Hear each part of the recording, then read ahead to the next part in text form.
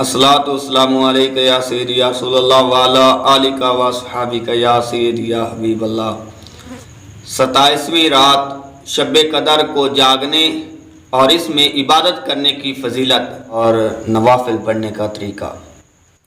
रसूल अकरम सल्लल्लाहु अलैहि वसल्लम ने फरमाया, जिस शख्स ने 27वीं रमज़ान को 20 रकत इस तरतीब से पढ़ी कि सूरत फातिहा के बाद 21 मरतबा सूरत इखलास पढ़े, वो गुनाहों से यूं पाक और साफ हो जाता है गोया वो अभी माँ के पेट से पैदा हुआ है, और हर हर्फ के बदले में जो उसने इस नमाज में पढ़ा है उसके लिए जन्नत में एक शहर बनाया जाएगा जिसमें इस कदर हुरें होंगी जिनका शुमार सिर्फ अल्लाह पाक ही कर सकता है।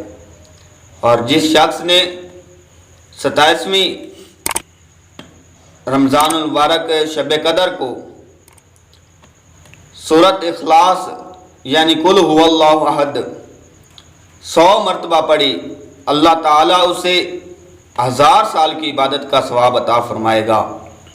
और जिसने ये दुआ कसरत के साथ पढ़ी उसके लिए जन्नत और दीदार खुदा वाजिब हो जाएगा। दुआ ये है, अल्लाहुम्मा इन्नका अफ़ुव्वुन तुहिब्बुल अफ़्वा फ़ाफ़ु अन्नी या गफ़ूर या गफ़ूर। तो नबी पाक सल्लल्लाहु अलैहि वसल्लम के प्यारे गुलामों, हमें चाहिए कि हम 27वीं रमज़ान मुबारक शब कदर की रात को जाग कर गुजारें, नवाफिल पढ़ें, कुरान मजीद की तिलावत करें, ज़िक्र अज़कार करें, दुरूद पाक पढ़ें। अल्लाह करीम अमल की तौफ़ीक़ अता फ़रमाए।